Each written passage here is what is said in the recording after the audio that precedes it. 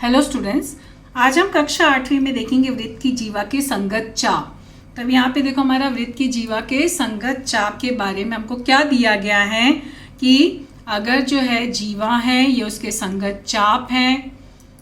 यहाँ पर देखो पेज नंबर 116 पर है इसकी जानकारी कि यहाँ पे आकृति में ए बी रेख ए बी जो है ये ओ केंद्र वाले वृत्त की यहाँ पर जीवा है। ठीक है, चाप ए एक्स बी लघु चाप है। देखो यहाँ पर जब हम ये चाप ए एक्स बी, ये हमारा चाप ए एक्स बी है, ये लघु चाप है। ये जीवा ए और बी के इससे मिल रहा, और ये चाप ए वाई बी क्या है, इसका दीर्घ चाप है। दोनों चाप जीवा ए बी के संगत चाप कहलाएंगे। ठीक है, इसके विपरीत जीवा ए बी जो है वो साथ में जीवा ए बी क्या है, ए एक्स बी और ए वाई बी, ये दोनों के जो है संगत जीवा होगी। इसी पर आधारित हमें गुणधर्म पढ़ना है सर्वांग सम चाप। तभी हमारे यहाँ पे गुणधर्म क्या है, सर्वांग सम चाप। इसमें क्या दिया गया है तुम्हें कि किस तरह से यहाँ पर देखो गुणधर्म बनते हैं, कृति करके हम देखेंगे।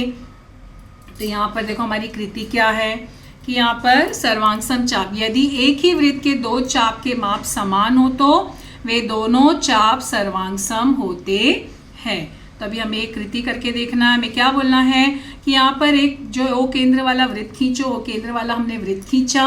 फिर उसके बाद हमें क्या बोला है, कोण एओबी और सीओडी का माप समान, दोनों हमने क्या किया यहाँ पे 60 अंश का। तो हम लोग चांदा रख के इस तरह से, जैसे यहाँ पे हमने चांदा रखा और चांदा रख के हम लोग जो है 60 अंश का कोण मापे यहाँ पे। फिर हमने इस तरफ भी बना लिया, किसी भी तरफ तुम लोग जो है ले सकते हो 60 अंश का। और यहाँ पे इस तरह से हमारा ये 60 अंश का हमने कोण ले लिया। कोई भी माप ले सकते हो। फिर देखो चाप ए एक्स बी और चाप सी वाई डी क्या समान है, ये हमें चेक करना है। चाप ए एक्स बी क्या, ये हमारा चाप ए एक्स बी है, ये हमारा चाप सी वाई डी है। अब देखो हमें इसको चेक करना है। चेक हम लोग ट्रेसिंग पेपर से भी कर सकते हैं, हम लोग जो है स्केल की सहायता से। अब स्केल से तो इसमें नहीं आएगा ना, क्योंकि ये तो कर्व में है। तो इसके लिए क्या करोगे, यहाँ पर हम लोग किसी भी ऐसे धागे को रख के नाप ले लें। तो यहाँ पे देखो ये हमने धागा रखा और नाप ले लिया, तो ये हमारा इतना है। तो ये हम इसमें से स्केल से नापे इसको, तो स्केल से हमें नापे 3.5 सेंटीमीटर। तो हमको कितना मिला, ये 3.5 सेंटीमीटर ये वाला माप। तो हमें ये भी इतना मिलना चाहिए। तभी हम इसको भी यहाँ रखेंगे और इसको भी ऐसे रख के हमने धागा इसके ऊपर रख के इसको नाप लिए। अब हम इसको स्केल की सहायता से नापेंगे। तो देखो ये भी हमारा 3.5 सेंटीमीटर हमको मिला है। तो यानी क्या हुआ, चाप ए एक्स बी और चाप सी वाई डी ये भी समान होंगे। यानी एक ही वृत्त के दो चाप के माप समान हो तो दोनों चाप सर्वांग सम होते हैं। क्योंकि यहाँ पे ये मान समान है ना हमारा, ये दोनों भी कोण 60 अंश के हैं। तो ये हमारा गुणधर्म हुआ। इसी पर आधारित हमें दो कृति करनी है, कृति 1 और कृति 2। क्या बोला, ओ केंद्र वाला एक वृत्त खींचो और फिर सीओडी और एओबी माप समान माप वाले कोण खींचो, और इस आधार पर सी वाई डी और ए एक्स भी सर्वांग सम चाप होंगे। और जीवा ए बी और सी डी खींचो और फिर उसका जीवा ए बी और सी डी की लंबाई देखो। अभी तो हमने यही देखा कि हमारा जो है यहाँ पर हम क्या देखें कि अगर कोण समान है तो चाप समान होते हैं। यहाँ पे हमने ये देखा ना, ये चाप, तो जैसे यहाँ पे कोण 40 अंश है, इसका मतलब चाप ए एक्स बी और चाप सी वाई डी ये दोनों समान होंगे। जैसे अभी हमने यहाँ पे चेक किया था धागे की सहायता से, हम इस तरह से चेक करके इसमें भी ऐसे देख सकते हैं। तो यहाँ पे ट्रेसिंग पेपर से भी देख सकते हैं। लेकिन अभी हमें क्या बोला है, जीवा ए बी खींचो। तो हमने क्या किया, यहाँ पे जीवा ए बी खींच लिए, ये यहाँ पे दोनों को मिला दिया, और ये जीवा सी डी तुम कोई भी त्रिभुज में कहीं भी कोई भी ले सकते हो। अब यहाँ पे देखो जीवा ए बी की जो है नापेंगे। तो देखो यहाँ पर ये हमारा जीवा ए है, यहाँ पे ये बी है 2.2 सेंटीमीटर। यहाँ पे भी रख के देखेंगे तो देखो यहाँ पर ये हमने नापा, देखो यहाँ पर ये डी है और ये सी है 2.2 सेंट। मतलब यहाँ पे जैसे अभी हमने देखा ना, कोण समान है तो चाप समान हुए, चाप समान है तो उसकी वो संगत जीवा भी समान होगी। ये हमारी जो है जीवा पर आधारित कृति 1 है। फिर उसके बाद हमारा एक और गुणधर्म है, क्या है, यहाँ पे कृति 2 है कि सी केंद्र वाला एक वृत्त खींचो, फिर इस केंद्र से ए बी और डी सर्वांग सम जीवाएं खींचो। ठीक है, फिर जीवा खींचने के बाद वो कोण सर्वांग सम होंगे कि नहीं वो नाप के देखो। तब यहाँ पे हमने एक वृत्त खींचा ओ केंद्र का। अब हम क्या करेंगे, यहाँ पे सर्वांग सम जो है यहाँ पर जीवा खींचेंगे। तो यहाँ पे हम जो है कोई भी नाप का यहाँ पे जीवा खींच सकते हैं।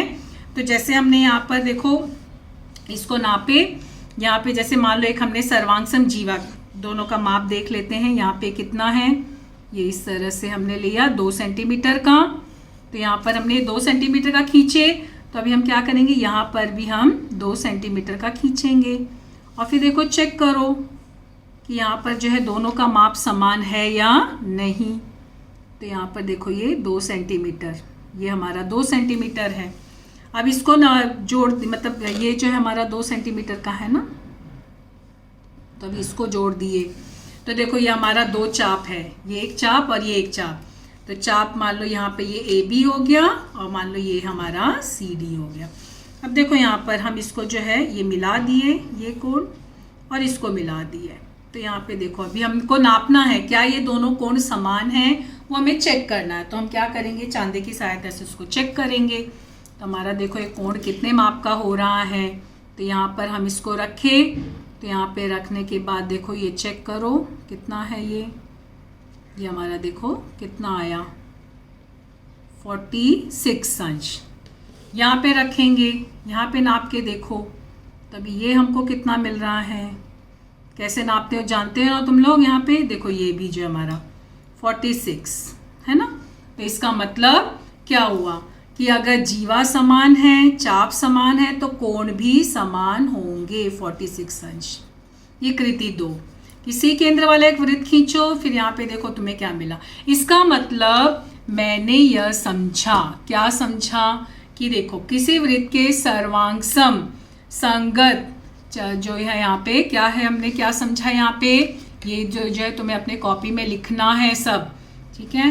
क्या है कि किसी वृत्त के सर्वांगसम चापों में संगत जीवाएं सर्वांगसम होती हैं। किसी वृत्त में 2 जीवाएं सर्वांगसम हो तो संगत लघु चाप और दीर्घ चाप सर्वांगसम होते हैं। तो तुम्हें जो है पहले तो यहाँ पर तुमको जो है ये परिभाषा है ना, वृत्त के जीवा के संगत चाप, परिभाषा लिखना है, आकृति बनानी है, फिर ये गुणधर्म लिखना है, ये वाला गुणधर्म, और उसके बाद फिर मैंने यह समझा ये लिखना है, ठीक है। अपने कॉपी में ये परिभाषा, आकृति और यहाँ पर ये हेडिंग देना, ये गुणधर्म लिखना इसको, और ये गुणधर्म के बाद फिर यहाँ पर ये जो है मैंने यह समझा इतना लिखना है, ठीक है। तो किस तरह से यहाँ पे जो है हम लोग वृत्त के बारे में समझे, अच्छे से प्रैक्टिस करना, क्योंकि तुम्हें ये 9th और 10th दोनों में आएंगे। तो ये सब गुणधर्म पढ़ते रहना, छुट्टियों में भी तैयारी करते रहना। Thank you.